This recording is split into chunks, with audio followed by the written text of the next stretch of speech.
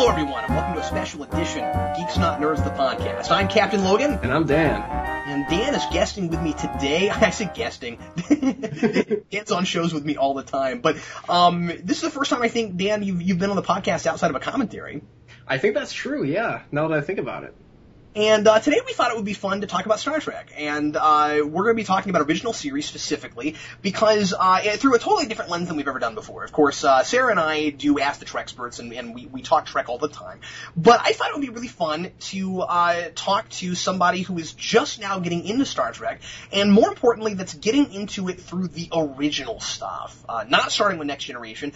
Dan, at this point, at the date that we're talking, has never seen any Star Trek outside of original series, and a couple movies, and so we're gonna kind of talk TOS, and Dan's gonna mention some episodes that he's watched, and I'm gonna give him a little bit of information, and we're going to kind of see what somebody that doesn't know Trek that well, that just started it, feels about getting into it for the first time. So, Dan, where do you want to start?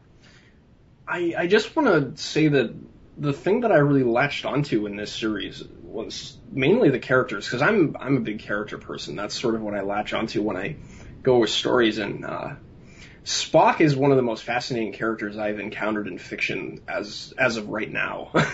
I mean, I don't want to say, like, you know, I won't discover more fascinating characters later, but I just really latched on to him and his sort of internal struggle, and it's very relatable for someone, especially my age, where identity crisis is such a big part of being an adolescent, you know?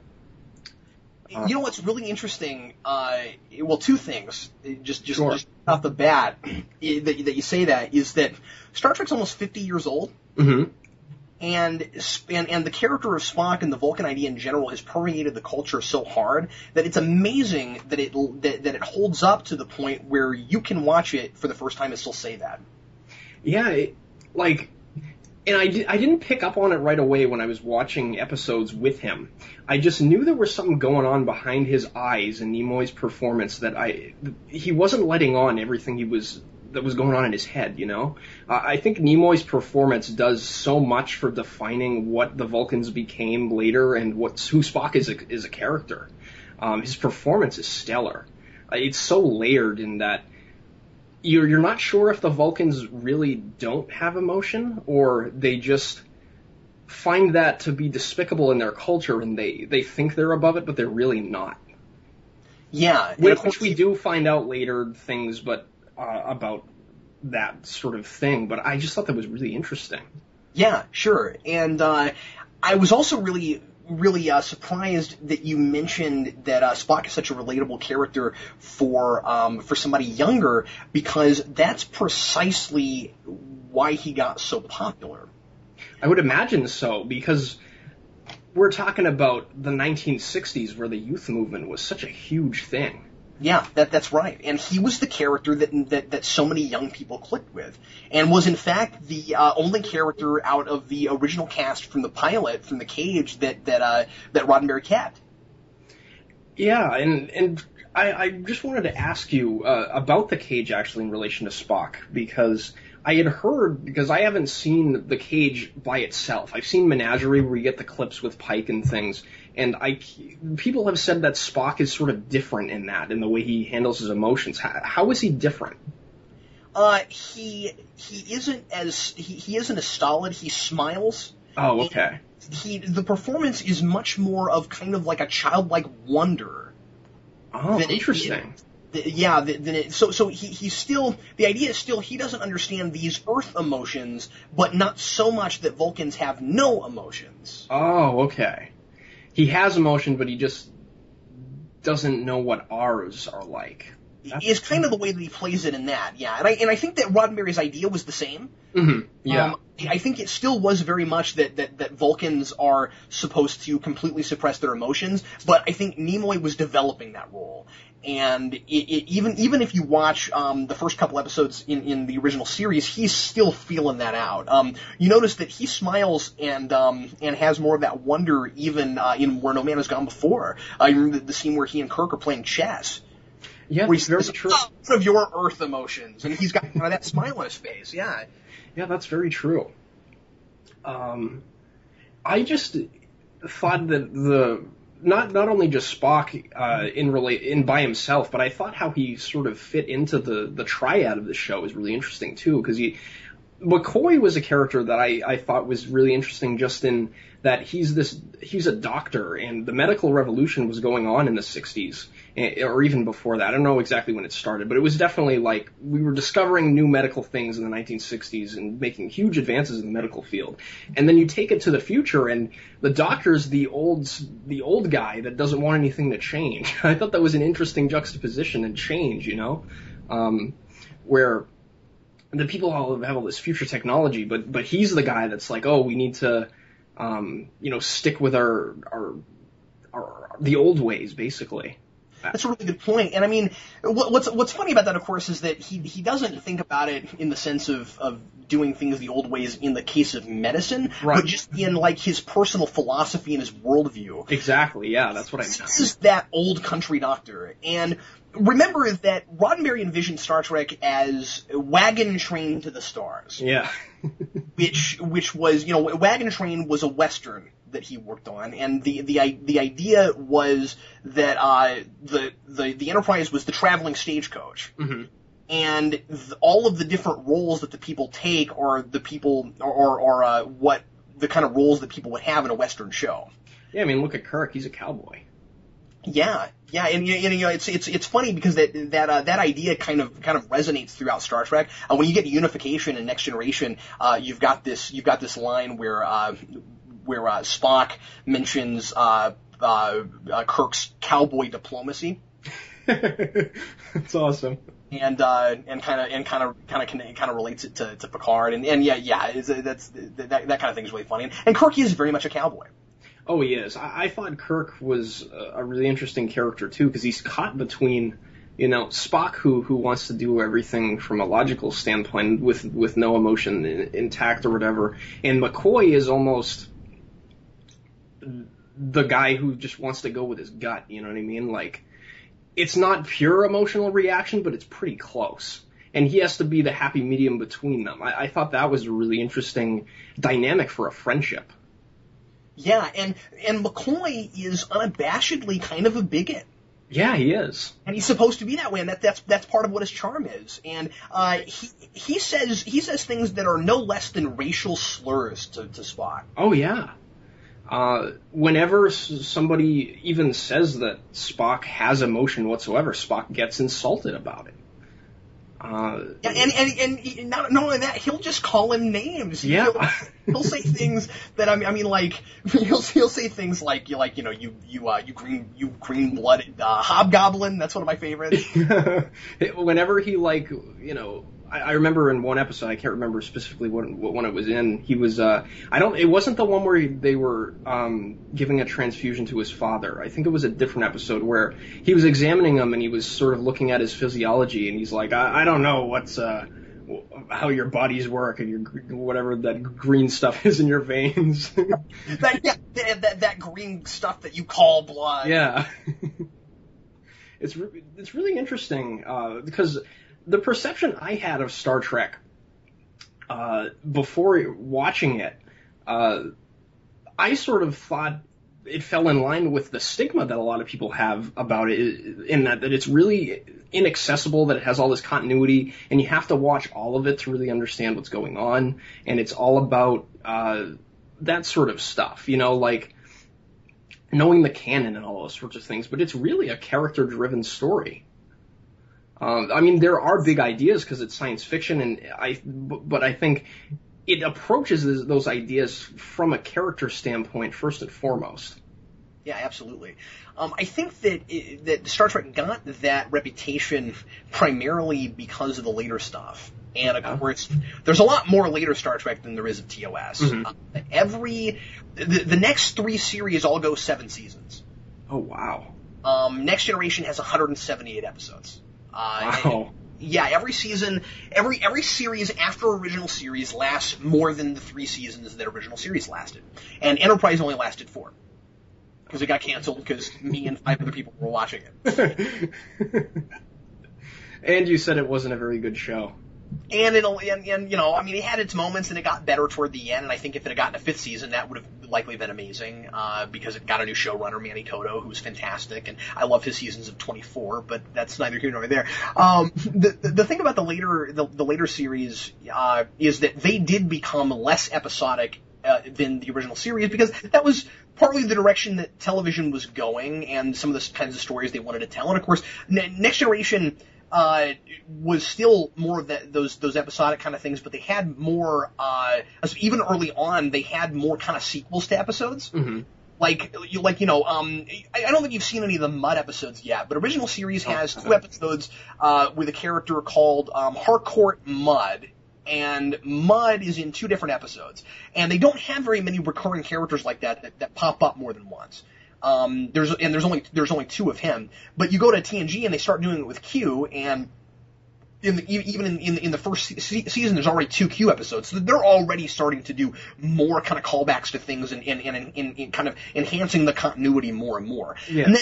And then when you get later into the series, there's more and more of that goes on. Then you get to Deep Space Nine, which is a full blown, you know, season 1 to 7 is a story. Mm-hmm. You know, and there are a lot of standalone episodes, but that's definitely a show that you do have to watch from beginning to the end. And a lot of TNG you can watch all the way around. And then Voyager and Enterprise are kind of amalgams of both of those formats in various ways. And so I think that it got that reputation partly because it became more serialized, but also because there was so much more of it, and because there were shows running concurrently. Yeah, I think it had the stigma because of that, and one of the things I had always assumed about Star Trek 2 is that you need to be a super fan to watch it, and you need to be a Trekkie to watch it. And I think a lot of people, I didn't necessarily have a negative stigma about it in this way, but I think because I'm, you know, into a lot of other geeky things, but I think a lot of people are afraid to get into it because of the stigma that it has for the rabid fan base, and they don't want to be labeled as a Trekkie. Oh yeah, that's absolutely true, and it's become less true, but yeah. it's still definitely there. And well, I say it's become less true, I guess, just because, you know, the newer movie from '09 was really, really popular with just kind of general audiences, but yeah. that didn't make all those people want to go back and watch original series. Interestingly, it did get a lot of people who had never watched TOS to watch TOS. Yeah, and the best thing that came out of that movie. Yeah, and I'm glad you brought that up, because I watched the '09 movie in theaters. I think we had talked about this a little bit before we started recording, but I came out of that movie, and I didn't really latch on to any of the characters, really, and it didn't make me want to go watch more Star Trek. I was like, well, that was a fun action movie, I guess, you know? Yeah. Now that I've actually watched some Star Trek, I actually went back and rewatched that movie. And one of the things that really frustrated me about it, because Spock was the character I latched onto so hard in the original series, and Vulcans in general just fascinate me as a culture. One of the things that really bothered me about that movie is they beat you over the head and spoon-feed you the fact that Vulcans do in fact have emotions, but they just repress them. I liked that it was left a little bit more ambiguous in the original series. Like, you can see that Spock has emotions. Sometimes he breaks character because he's half human. And then there's other times where you have Sarek in episodes, and he acts sort of irrationally because you think maybe he's reacting emotionally, but he stays in character the whole time. Yeah. It's just really interesting to sort of analyze a character like that for me. And in the film, it was just like, you know, Sarah comes over to Spock and he's like, "I loved your mother." It's like, oh, come on, I didn't need that, you know? Yeah. It's making it too obvious. It's too least common denominator. I completely agree with you, and I think that some of that comes from a need to try to bring, appeal to that general audience, because they're afraid that those ideas are too big for them, which I think is ridiculous. But even more so, I think that some of that is because they're letting some of the later series project on their version of TOS too much, because we do start exploring later on the fact that the Vulcans really do have emotions, and the Enterprise Vulcans are very emotional. Oh, really? they try not to be, but they are, and then there's convoluted reasons for why they're like that, and there's conspiracies and all kinds of things. Mm-hmm. And they made in Enterprise they made mind melding a taboo. Oh, did they? And all kinds of strange things like that. Yeah. So anyway, I think maybe some of that stuff kind of got projected onto that movie, because of that. But I'm with you. I always liked it better when it was left somewhat up in the air. Isn't Sarek, when you first see him, kind of an enigma? Yeah, you don't really know what to make of him. And he married a human woman.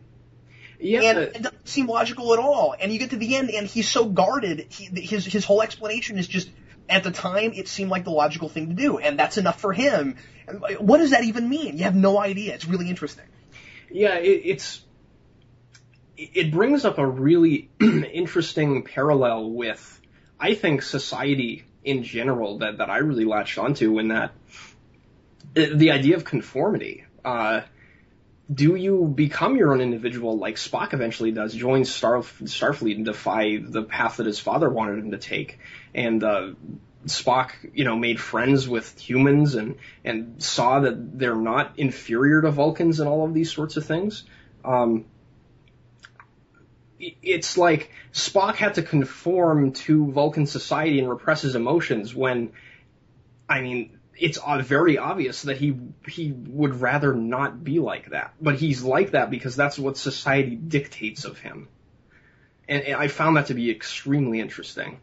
Yeah, and that's an interesting reading of it. I think that there are other ways to interpret it. Yeah, definitely. And that just speaks to how layered Nimoy's performance is and how layered the scripts were.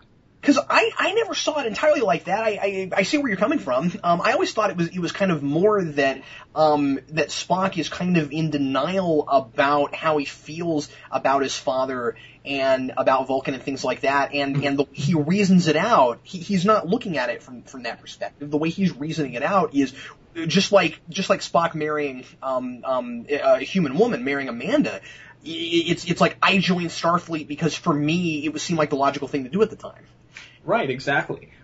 But underneath the surface, well, we don't know. It's left a little bit more ambiguous in the original series, as we said. But he's also very proud of his logic. Exactly. He chooses his Vulcan heritage over his human heritage. There's got to be a reason for that. Mm-hmm. It almost comes off as rationalization to me. Exactly. Yeah, and that's what I love about it. Yeah. It's just so interesting to take the characters like this and analyze them so hard. That's what I really liked about them and latched onto them. I do like a lot of the big ideas they have in here too, because I think it wouldn't be a talk about Star Trek unless we talked about some of the big science fiction ideas that are in here. Oh, absolutely. I think the just general premise of the series is really interesting in that it's almost a show about, if you take man out of his natural environment, throw him into space where, humans are obviously a sum of their experiences, and obviously our experiences are so defined by the place we live, the environment. And you put them in a different environment, are they still men? What is it that makes us human? It's a really big question, and I really like that about it. Well, that's exactly right. And you notice that as Earth-centric as it is, because it has to be. Right. You also kind of have questions about whether or not other species can be also considered men. And you have those kind of things where it really is very, very often about the nature of humanity and what makes people different from animals, and what makes rational man different. And you run into other species from other planets, and you kind of find out that deep down everybody's sort of the same. Yeah, that's what I find really interesting about it. And of course, it is a show about diversity. That's a lot of the point. Oh, yeah, exactly. That's a lot of the reason that Roddenberry felt the need to put an alien on the ship, which now, with all of the science fiction shows we've had and everything else, we kind of would just sort of take that for granted and expect it now, where it's like, oh, okay, you have a show set in space, you'd have some aliens on the thing. But keep in mind that it's a starship from Earth. Yeah, and you put an alien on there for that diversity and to kind of help ask those questions about what makes people people.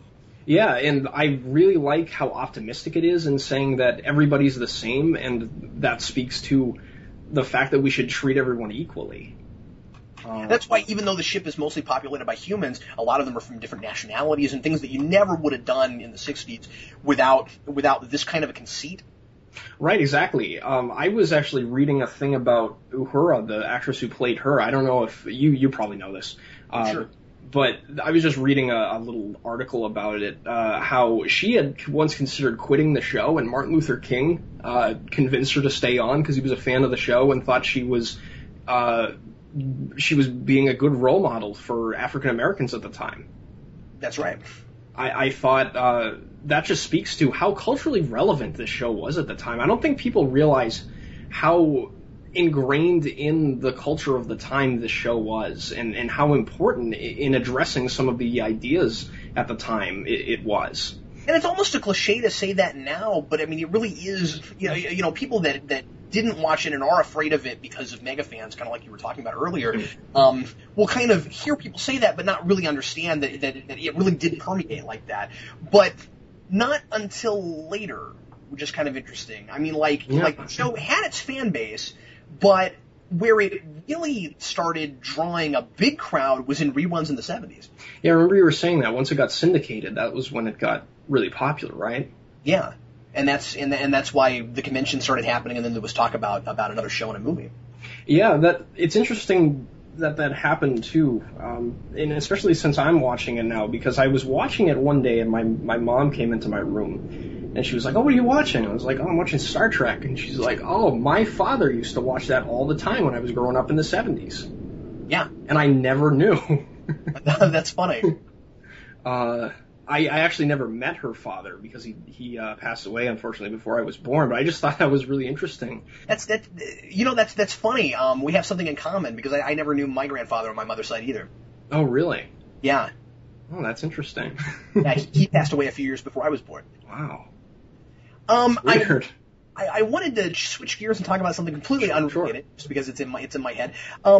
You're watching these on Netflix. I am. One thing I do kind of hate about you watching this on Netflix, and I never thought about this until recently. Yeah. Is that you're watching the remasters? Oh yeah. So you're seeing them with all of the enhanced CGI visual effects. Oh, they put stuff in? Oh yeah. I mean, like you're not seeing them the way they originally were. Oh, okay. And I doubt that would affect your enjoyment of them very much. No, it's not like Star Wars special editions where they're throwing CGI in the shot so you can't see what's happening. Well, that's not what I meant. You're right, but what I was going to say is, no, they were really faithful to what was originally done. It's just that I think for some people, the remasters are maybe a crutch so that they can get through them because the old effects jar them and bother them because they're not good enough for them. Oh. And I don't think you would have had that with the originals. No, I mean, just because you've always seemed to me to be somebody that kind of appreciates things a lot older than you, and some of your favorite stuff is from the 60s. So yeah. I've come to find that, like, I weirdly have a taste for things in the 60s. Like, Silver Age Marvel is, like, my favorite comics. I listen to 60s music all the time, and I like this show a lot now, which is just really kind of weird. But yeah, those visual effects that you're seeing, that's all CG. That's interesting. I honestly didn't even notice, or even thought about it, because I just assumed it was 60 special effects, but that's really interesting. It's not. No, they couldn't have possibly made it look like that. Oh, okay, cool. And they did some really neat things with them. It's neater if you've seen the originals, of course, but right, yeah.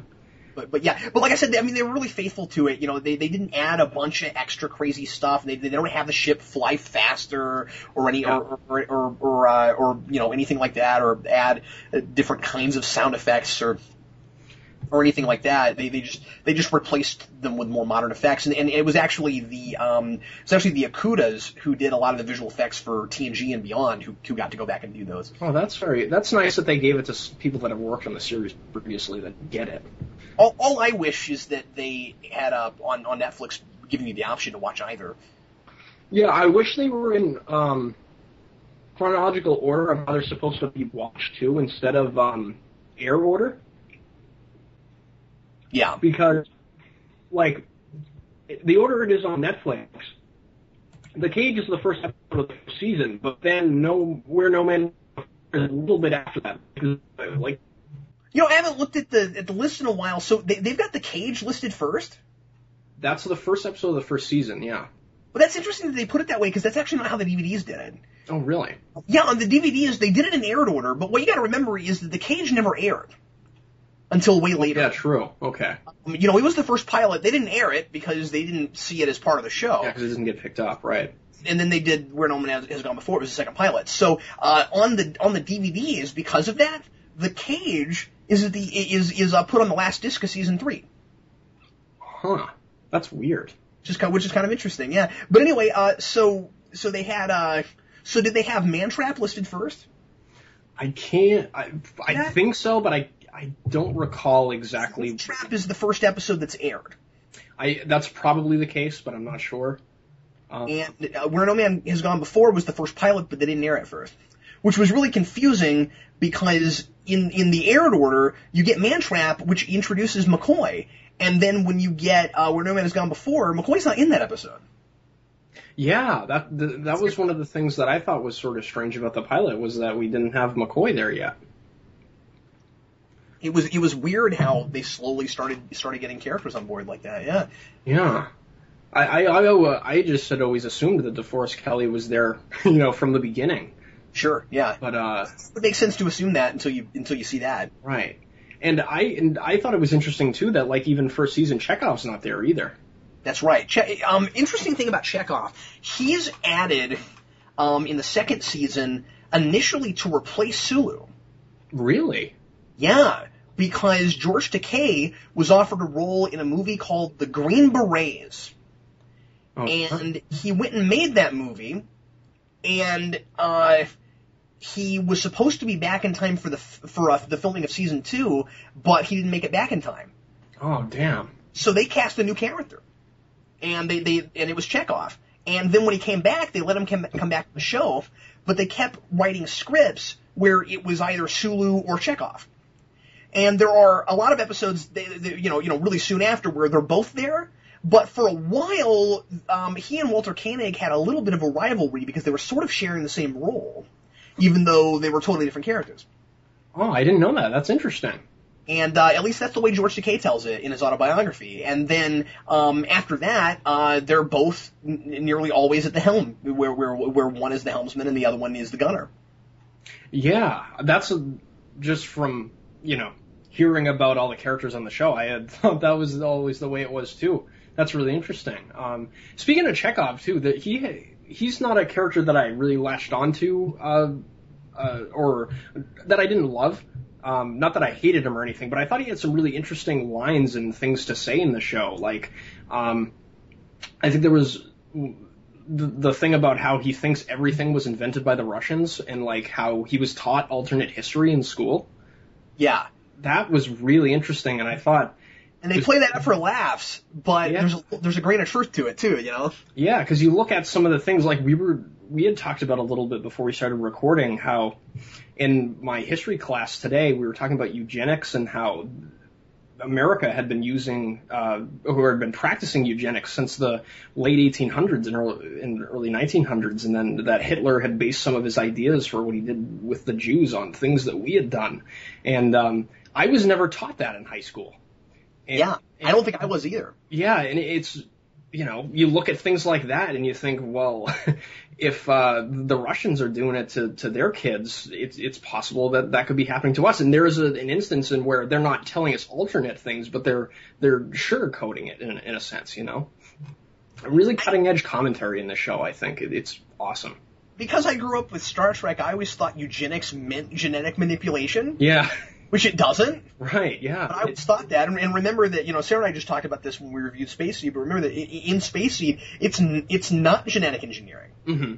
He's a product of selective breeding. Yeah. Which is a different form of eugenics. But yeah, I thought all of that's really interesting. So did you want to maybe briefly discuss some specific episodes? Yeah, sure. Is Space Seed a good place to start? Yeah, we can talk about that briefly. I just did a whole 35 minutes. True. But yeah, we can talk about it a little bit. Now, you saw Wrath of Khan first. I did. That was the first Star Trek thing I saw. which I would, if anybody's listening to this still that's somehow still never watched Star Trek, that's a really good place to start. I agree. It sort of gives you everything that Star Trek is, and has a budget behind it, so you don't have to, if you're a person that doesn't enjoy or can't stomach like some of the campier aspects of the show and some of the not low budget special effects, but just special effects of 60s television. Yeah. Then that's a good place to be introduced to it, and then once you get a good sense for the characters and become invested in them, it's a lot easier to go back and watch that stuff, I think. At least it was for me. So, watching Space Seed after having already seen Wrath of Khan, what did you think of Montalban's performance, years earlier? I thought it was almost disturbingly exactly the same. Yeah. The one thing I noticed about him was they played up the Indian thing with him, I think, visually much harder than it was in Wrath of Khan. I thought his skin was a lot darker in that episode. It was, and I wonder if that was makeup? I'm assuming it was. Because I remember, in other things I've seen him in, like Fantasy Island and stuff, his skin's not that dark. Right, yeah. And that's the way it should be, right? Sure, yeah. I just thought that was a sort of interesting little tidbit, but one of the things that I think is so interesting about Star Trek in general is, and this is prevalent in one of the other great episodes that I watched. I think it was Balance of Terror, the one where they're facing off with the Romulan Star Captain. Right. It was, remember, played by Mark Leonard, who was Sarek. Oh, yeah, that's true. I wouldn't have even... You had told me that before, and I wouldn't have even known the performances are so different. No, they're very different. But isn't it ironic that he's playing a Romulan? Yeah, it is ironic. Like the Vulcans and the Romulans are the same species, basically. Right, yeah. Except that, they branched off at one point, and one went the logic direction, and the other one didn't. Right, it's almost like the Romulans are honest. Not... actually, no, they're not honest at all. That's part of their whole thing. They're honest about their emotions, at least, you know what I mean? Yeah, but the thing you get about the history with the Vulcans that they talk about a little bit, they touch on in Balance of Terror, right? Is the idea that when that happened, the Vulcans had to learn how to express their emotions, or they would have killed each other. Mm-hmm. Yeah. That the reason they had to suppress them completely and go to such an extreme was because they used to be the extreme the other direction. Yeah, exactly. And I don't know. That sort of thing, those ideas. When I was watching the original series, I drew a lot of parallels with Star Wars. Interestingly enough, not that they're the same thing or anything, but I thought the Vulcan-Romulan dynamic was really similar to the Jedi and Sith philosophy. And Gary Mitchell is he has a Jedi powers. Well, yeah, pretty much. There was a lot of other things that I noticed that were just like, wow, I wonder if Lucas watched this and then just took all of that stuff and made his own movie.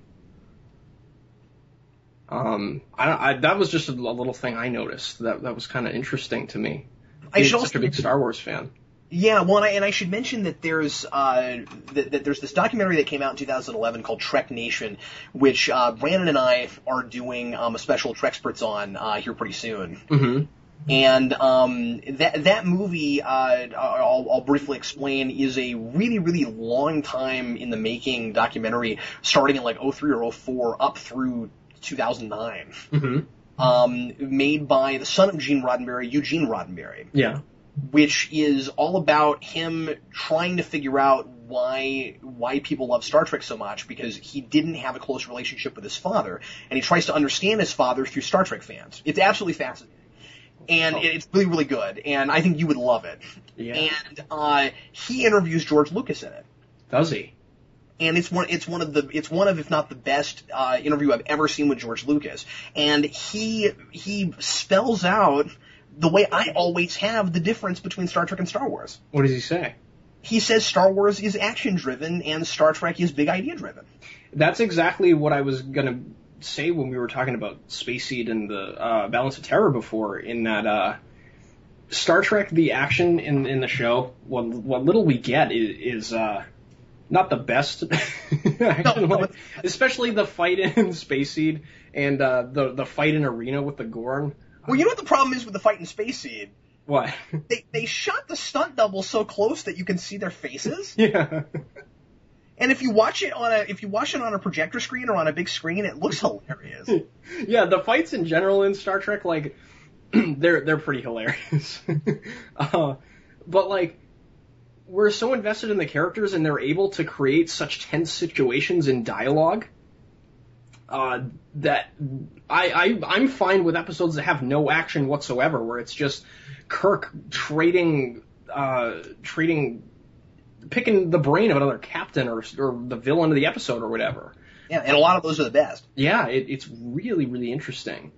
I thought it was really interesting too. Speaking of Kirk, his relationship with the Enterprise, and it's almost this weird, like, he loves his ship more than he could love any other woman. That's right. Yeah, it's really romanticized, and because of that, he sleeps around a lot. Yeah. Which of course is something that it being a 60s show, they never come right out and show you or say, of course, but right. They imply a lot. Oh yeah, for sure. Especially, I think, I don't remember exactly what episode it was in. I think it might have been the one I watched last night, the Corbinite maneuver actually, where a female, I forget what her role is, but she's the lady with the blonde hair, and she's kind of got it up in this big poofy thing.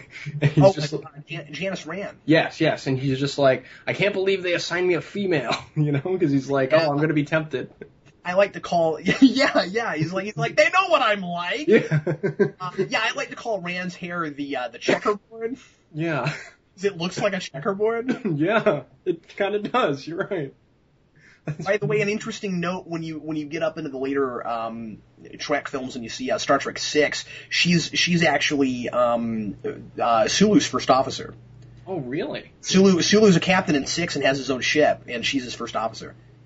That's interesting. I knew that he had his own ship because I've actually I stumbled upon a video of on YouTube of that whole Shatner Takei feud thing. Oh yeah. Which we don't have to get into here. Which is a whole thing. Right. Yeah.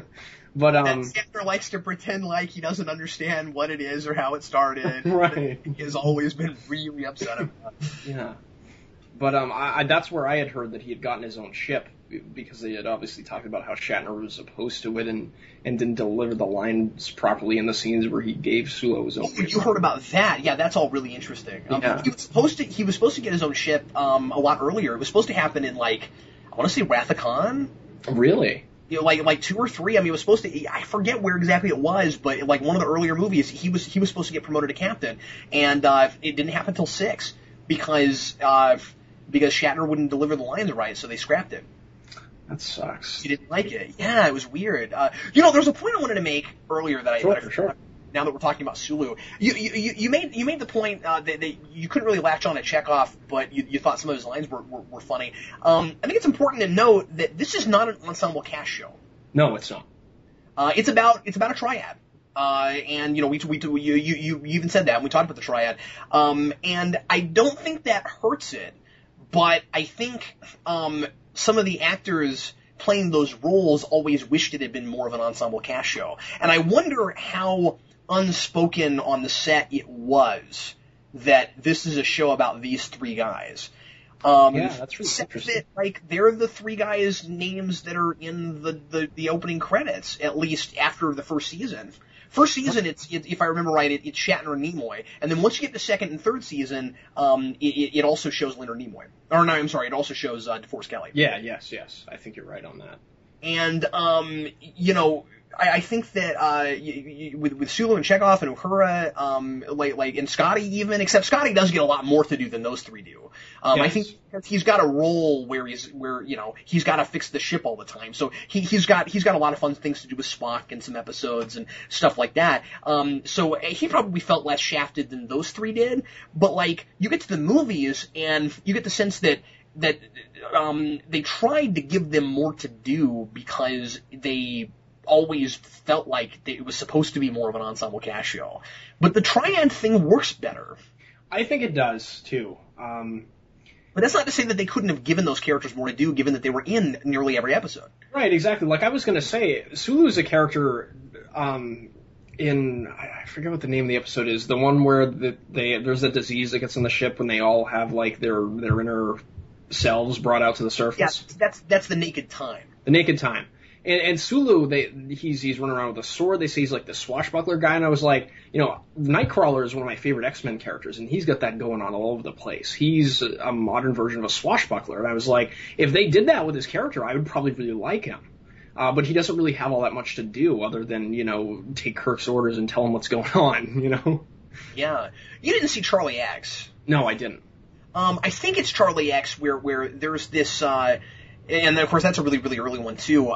There's this scene where Sulu is, it's kind of a rare sort of scene because it's just him and Janice Rand in a room talking. Oh yeah? Which is kind of weird because they're pretty minor characters. Yeah. For that show. Yeah. And he is taking care of his plants, and you find out that he's got this huge hobby of botany. Oh. And they mentioned that in one of the episodes that I watched, and I was like, what's that about? They mentioned it? Because I thought it never came up again. I thought they mentioned it, but maybe I'm wrong. I don't know. That scene's really goofy too because he's got like this piranha plant that has like that has a mouth and like grabs onto things and makes like animal sounds. Like from Mario? Yeah, it's hilarious. That's awesome. It's like what other episodes did you want to bring up briefly? What episodes did I really like? Menagerie was probably that two-parter was probably one of my favorite episodes that I watched. I thought the alien race that Pike and the other crew encountered was fascinating. Yeah, and of course that's the race from the cage. Yes. And I always was really impressed with what they did with that episode because they didn't just rehash the cage. Nope. And of course, you haven't seen the cage, but like it doesn't make just exactly the same point. And it's not about Pike; it's about Spock. It is. And you get to the cage, and of course, Pike's the main character, and it's all about Pike. Right. I agree with you 100%. Would you say the cage is worth watching if you've seen Menagerie? Yes, absolutely. Oh, okay, cool. I mean, obviously because that's a two-parter with plenty of footage around the cage material. They easily could have made that just this silly thing where Spock was reminiscing or something. Right. But no, they have a full-blown episode about it. I mean, he's nearly court-martialed for going back to that planet. That is the in the original series, that is the only thing on the books that comes with the death penalty. Yeah. Going back to that planet to Talos 4. Mm-hmm. And it's kind of funny, and so like the stakes are higher than ever because like the Federation's going to execute Spock. Yeah, and as a viewer, like watching that for the first time, I had always viewed Spock as this guy that's ruled by logic, and he's this really good-natured person, and you see him doing all of these seemingly morally reprehensible things, and you're like, has Spock flipped out or something? What's going on? It's a really tense episode. I really like how they keep you in suspense the entire time until all the pieces fit together, and you're like, oh, Spock did was willing to do all of these things that are against regulation because of his friendship for his captain. And Kirk he feels to him. And Kirk could have easily been totally superfluous in that episode. Yeah.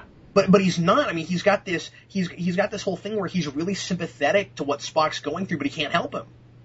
Right, because he knows that if he was in Pike's position, he'd want Spock to do the same thing for him. Yeah. Yeah, it's great. But yeah, the cage is totally worth watching because they couldn't, of course, include every scene that was in the cage, and so there are scenes you haven't seen, and then it's also just a different story. Oh, okay, interesting. I didn't realize that. Because of course it's about how exactly Pike gets out of all that. I mean, you kind of see it, but from such a different perspective of not having that overlay of that other plot, it's kind of fun to actually follow Pike as his own character. Yeah, that is interesting because Pike seemed like a character that was worthwhile. Yeah, he is. Kirk Kirk is a more dynamic character, and I don't think that Star Trek could have possibly succeeded the way it did if it had been Pike instead of Kirk. I agree. It really couldn't have, because Kirk was that, cowboy kind of character. He was that spaceman every kid wants to be, as has been said. That's exactly what I was going to say. Pike didn't admit that to me at all. No, he's a policeman. Yeah, for sure. And things could have been done with that if they didn't want to just make it a serious Bible thing where he had to stay that way. Like if they hadn't made him a static character, it might have been interesting to see him kind of come out of that a little bit and develop a personality. If they'd ever done that. Right, yeah. But also TOS wasn't that kind of show. Yeah, it's interesting that they used Pike in the movie. The most recent... I loved that. That was one of the things I really liked about the movie, that they did that. Yeah, I thought that was really interesting that they brought him back and made him, the guy that supported Kirk and all that stuff. I thought that was really cool. I mean, the one thing that I didn't really care for is when, the ship's going to crap and Pike loses his or has to go and has to give up his command, and he's like, "You're a first officer," for some reason. That's silly, but you gotta love the fact that he's in a wheelchair at the end. Yeah, that is cool. Well, let's see. What other episodes?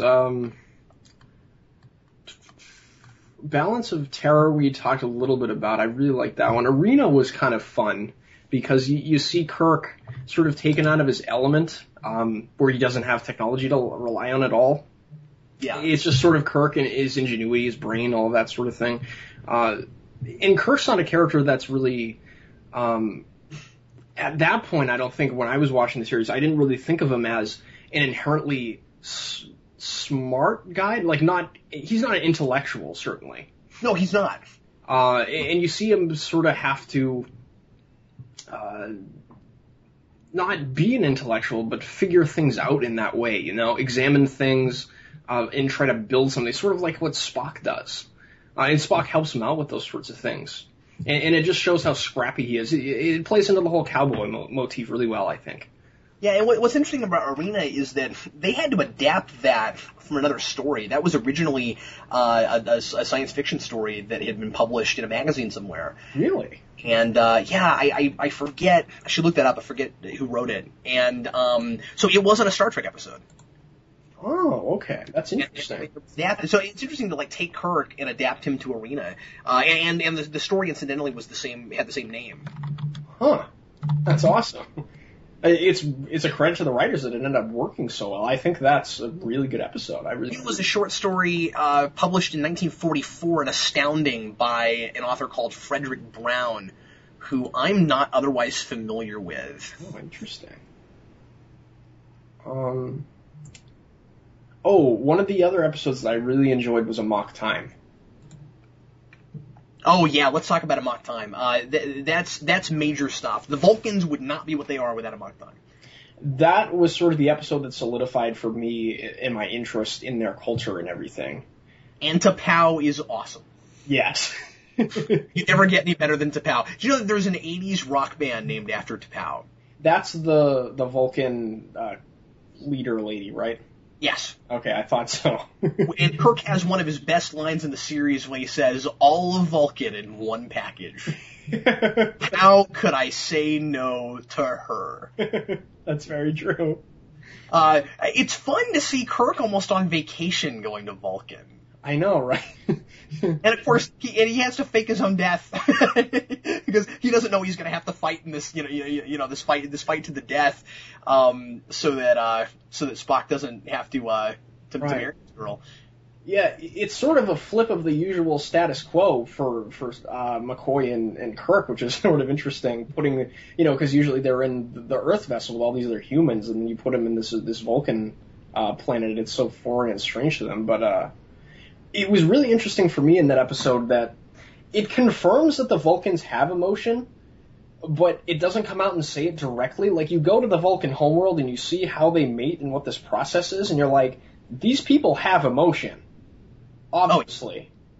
Well, not obvious, not, beating us over the head like the 2009 movie, obvious. No, well, but they have to because they're still using traditions from a time when they did. Right, exactly. Through observation, you can make that assumption.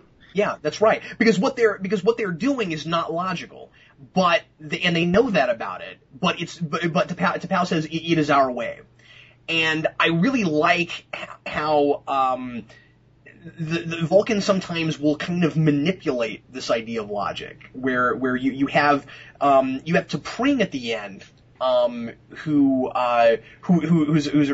really kind of fun, because she's like, well, I wanted Stan and he wanted me, so this was logical. Yeah. It totally cracks me up. I'm like, but that's like totally impulsively logical. Like that's a totally impulsive kind of logic, right? And that's how humans select their mates, and they think themselves to be above them. Yeah, exactly. And you know, they're acting like this is somehow more civilized behavior.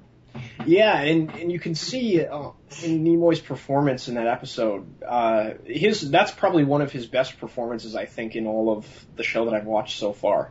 You notice how his eyes roll in the back of his head? Yes, I did.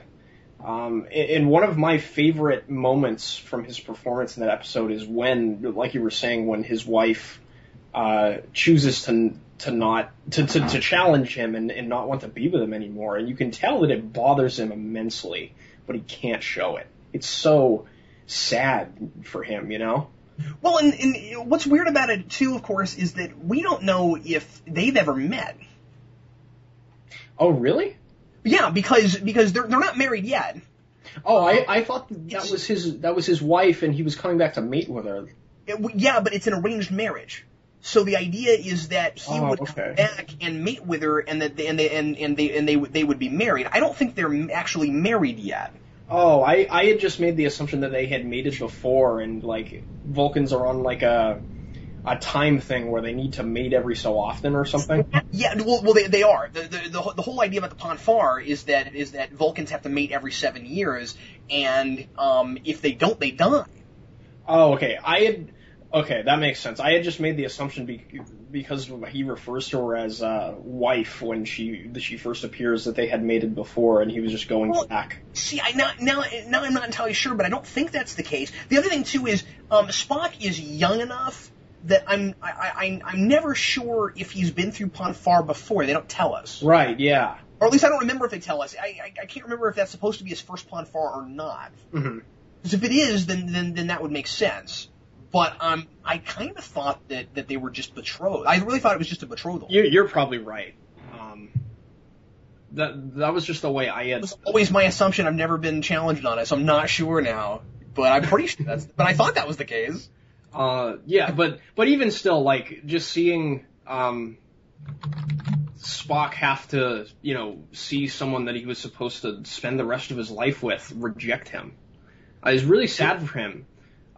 In general, I think the episodes where he has a love interest are some of my favorite episodes with him. So they're betrothed. I'm looking this up. They're betrothed. I'm sorry, I'm stuck on this. Oh yeah, sure. They're betrothed at the age of 7. Okay. And I guess that would mean that they're technically married from 7. Huh. Right? I mean, because it's a betrothal. They're not. It doesn't say that they're that they're chosen to be together at 7. Mm-hmm. So I'm not sure exactly how that works, but anyway. Yeah. Were there any others you wanted to mention before we closed off? This Side of Paradise was one of my favorites too that I watched. Really? That's interesting. I really, really liked what they did with Spock in that episode. Yeah, because you're turning into such a Spock guy. Yeah. I like This Side of Paradise too. It's got some really goofy moments, of course. Oh, but, yeah. But like the end with the big knockdown drag out fight with Kirk is one of the best moments in TOS, I think. Yeah, and I just thought the last line of, or not the last line of the episode, but the line that Spock says to that girl that he had fallen in love with once he gets his wits about him again, is just one of my favorite moments with him that I've seen so far, where he just he strokes the side of her face and tells her that she wouldn't be able to pronounce his Vulcan name. It was like, yeah. Oh, that's so sad, and it's so great, Oh, that hit me right at the heart. I think that's the only time we ever get a mention of long Vulcan names nobody can pronounce. Yeah. It's just so interesting that he's willing to let that culture barrier get in the way of what he wants. Yeah. I just thought that was really interesting, and that's what I sort of latched onto in that one. What else? City on the Edge of Forever, obviously, I really like. That's one that everybody, seems to really love. Yeah, everybody talked about that episode. Yeah, that was actually one of the first episodes I watched, I think. Because I had been recommended to, when I went on various websites and stuff, everybody says that's the best episode. And I've never agreed with that, but I really like it. Yeah. I think it's really interesting to have Kirk fall in love with this girl and, like with Kirk, as it is classically throughout the whole series, he can't settle down. And once he finally finds a woman that he's willing to, it doesn't work out for him. It's really sad. He's got to let her die, yeah. Which is, if you're going to do time travel, it's a really good way to do time travel because it's not like we fixed it and we go back to the present and like there's no emotional resonance of any kind. Something happened, and it's really sad. And it's also interesting to note that that's kind of the episode that sets up what Star Trek time travel is usually all the way through the rest of Trek, because of course there's tons and tons of Star Trek of time travel Star Trek, and that's that kind of time travel where you can go back and change things. Yeah, very true. And there's a lot of science fiction that does it differently than that. Yeah, because I have seen it been done differently in other places before.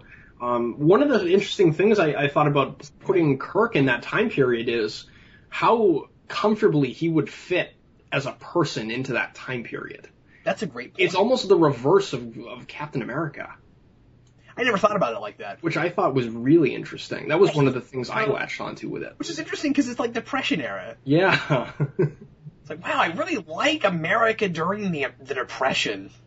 Yeah, because it's like a challenge for him, Exactly. That's what I really like about Kirk is he can't turn down a challenge, and he needs to beat it at all costs.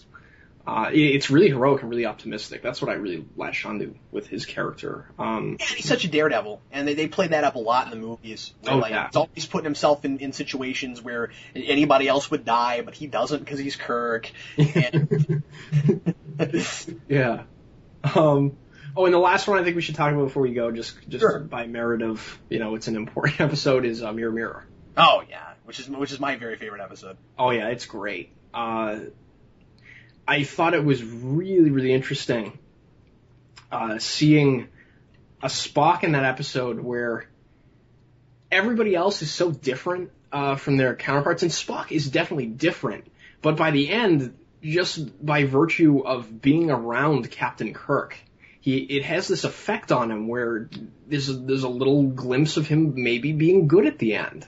Yeah. It's just interesting that Kirk has that kind of effect on people, and it really reaffirms their sort of friendship and their relationship with each other. Well, what I really like is that Vulcans in that universe are pretty much exactly the same. Yeah, exactly.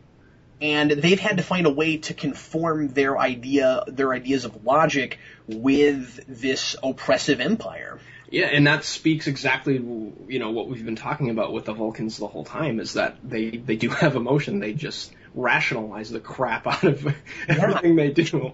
And, remember, it's called the Terran Empire. Mm-hmm. The Vulcans are kind of subservient. Yeah, that's very true. That's obviously, because it's a mirror universe, it's the total opposite of what they'd thought before of being, above humans and all that sort of thing. Yeah, exactly. And, you kind of wonder how exactly that happens. And then, Enterprise did an episode where they tried to kind of show you the birth of that, and it doesn't make total sense, but it's kind of fun. Where they did this opposite of First Contact.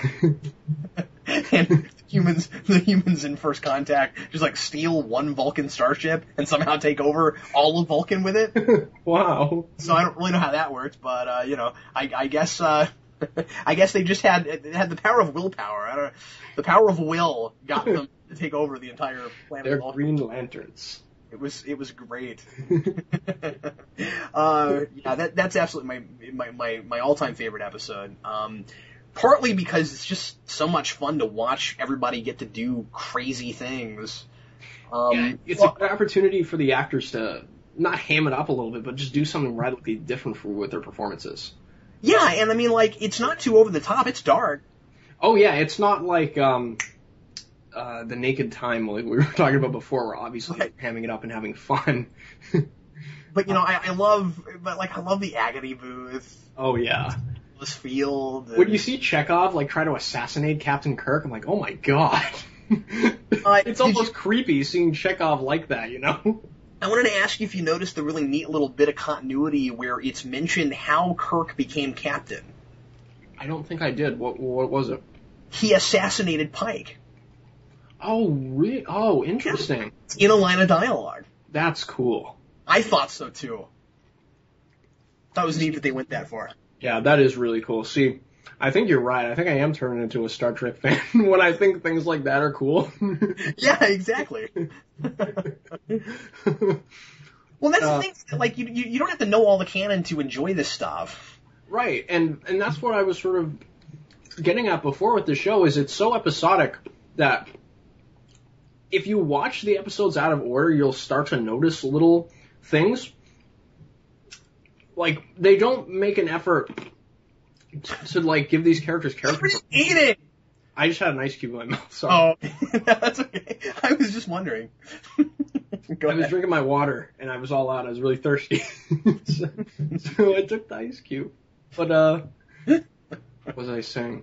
Sorry. Oh, yeah, the continuity of the show, it's not really abrasive or anything. Like, I think people can just pick up and watch any episode and be fine. Like, it's not like these characters have overarching big arcs to go through. I mean, it's episode to episode they kind of do.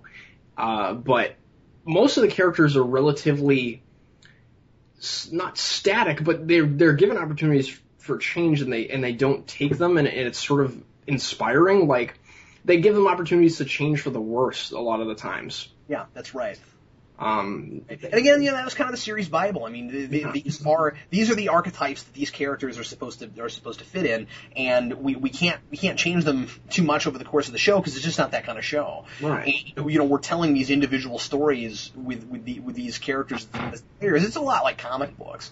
Yeah, I was gonna say, like, it's unfortunate that Star Trek hasn't had a more vibrant and great life in comic books, because it seems like a thing that would work so well in the medium. Yeah, it's just that a lot of the time it's hard for writers not to give them way too much technical speak. Oh yeah. Which, I mean, it shouldn't be like that, but it has been a lot of time where it's just really dry stuff, and I think sometimes people kind of misconstrue drama in Star Trek for just a lot of tech speak. And that's what I think a lot of people assume Trek is, too. Just like that I've never watched it before. That's the thing, is that there are certainly episodes that are kind of like that. Yeah. Especially later, but like the best stuff isn't. I mean, the thing is, all the episode titles you're throwing out, you've watched a lot of the really, really good ones.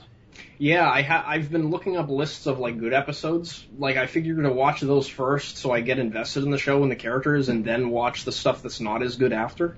Yeah, and you won't mind it as much because you'll be like, okay, that's funny. Right, exactly. Yeah, and of course there's some really dull TOS episodes, and there's some extremely absurd TOS episodes, right. But I enjoy those too. Like, we had talked a little bit before about how in the Corbinite maneuver there were some things with pacing where I thought they were wasting a little bit of time, like how we see Kirk in the medbay, like, exercising, and then he, like, is all sweaty, and then he, like, goes up or attempts to go up to the bridge, and he calls to Spock. He's like, what's going on? And he tells him what's going on. He's like, all right, I'm going to go change my shirt. And then we see Kirk go change his shirt and then go up to the bridge. Just like, why don't we just see him go from the medbay to the bridge?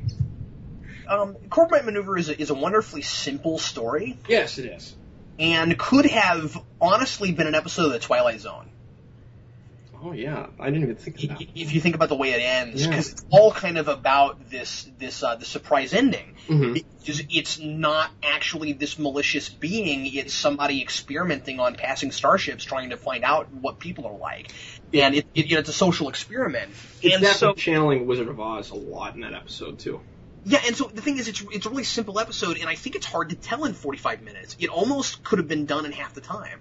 Yeah, that's what I was sort of thinking at the beginning. I was like, man, maybe they just didn't have a big enough story to work with here, and they wanted to tell it. And it's definitely a story worth telling, and it's an episode worth watching. I just think it's really slow at the beginning. It is, and it's done so early that I think that if it had been done later, they might have given more like a subplot or something. Right, yeah.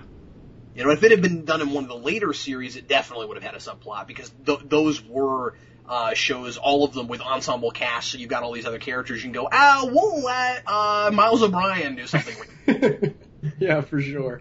We don't have enough to do with Barkley this episode, so let's give Geordi something random. Well, actually, they're usually together. Let's give Data some random subplot nobody cares about. Kind of like that, but anyway. Well, Dan, it's really fun to talk to somebody about Star Trek that's just watching it. Yeah, and it's fun to talk to someone that knows a lot about it. I've learned a lot just from talking to you about this stuff, and it's got me in a mood, man. I want to go watch more now. Hey, I'm impressed that I haven't come on too strong. That's something I always worry about. No, you didn't at all, to be honest. Most of the stuff you said was really helpful, so. Well, I'm glad, and I'm glad you're enjoying it, and it's going to be a lot of fun to talk to you more about more episodes as you keep watching them. And like I said, if you keep going with it, I think you'll also really enjoy TNG. And if you want to do the same thing you did with TOS, I'll give you 4 or 5 really great ones to start with, and then you can go to the beginning, because I'm telling you, the first 2 seasons, not that good. I've heard from you that TOS, the first couple seasons of all the series aren't really the best. Certainly that's true with the first season of every show after TOS, which is really interesting, because most of TOS's best episodes are in the first season. Yeah, that's what I was going to say. I'm looking at the list of the episodes we talked about, and I'm like, first season. It's almost all first season. Yeah. We didn't talk about anything from 3. No, and you had said that that's when they got a new showrunner, and I heard that the budget got cut in season 3 too. Is that true? Got cut real hard, yeah. It's a lot harder for them to come up with kind of ingenuity to make things look like they want to make them. And so right, yeah. They're a lot more limited. There are a couple episodes that are really great that don't feel so limited. The Enterprise incident is a really great episode. I watched that one. I really liked it. Oh, you did see Enterprise incident? Okay, great, yeah. And you notice it doesn't feel like it was limited by its budget at all. No. In fact, I would have thought that was a first season episode if I didn't see the season listings on Netflix and everything. Yeah, it's really interesting that it's not. I for the first time a few weeks ago, I watched Balance of Terror and Enterprise Incident back to back, which is a really fun thing to do. Oh, I should do that sometime. I didn't watch them back to back, but I watched both of them. Those are the 2 big Romulan episodes of TOS. I mean, I think they pop up here and there in a couple other places, but those are the Romulan centric episodes. Yeah, I really enjoyed. The Enterprise incident is the one, if I'm remembering correctly, with the female Romulan captain, right? Yeah. Mm-hmm. Yeah, I really enjoyed that, obviously, because it's a big Spock episode. Big Spock episode. Yeah. But, I think that's all I have to say for now until I watch more, and we've been going on for a while, huh? Yeah, sure. No problem. It was a lot of fun. Yeah. And, like I said, we'll you and I will talk about this again, I'm sure. Yeah, and hopefully I can dabble into some other, I want to watch some of the movies, especially Search for Spock and 4. Yeah, definitely watch those, because, those 3 kind of become a trilogy. Yeah, and I'm sort of interested in those because Nimoy directed them. Yeah. And, he's a great director. Yeah, I've heard that he's good at a lot of things, huh? And you get to see Christopher Lloyd as a Klingon. That's cool. Oh, yeah. Oh. Yeah, he's great as a Klingon, which it's not the first actor I would have thought to play a Klingon, but he's great. Wow, I'm more excited to watch it now. That's awesome. You get to see Kirk fight Christopher Lloyd over a volcano. That's awesome. Well, kind of like a lava pit thing. Yeah. Well, that's like in the Star Trek Into Darkness. Well, on that note, thanks everybody for listening to this special edition of Geeks on Nerds, the podcast, and I hope you enjoyed it. We'll be back with you with another podcast next week, and thanks again for joining me, Dan. Oh, no problem. I had a great time. Thanks for having me. Sure, man. See everybody later. I'm Captain Logan. And I'm Dan. Bye.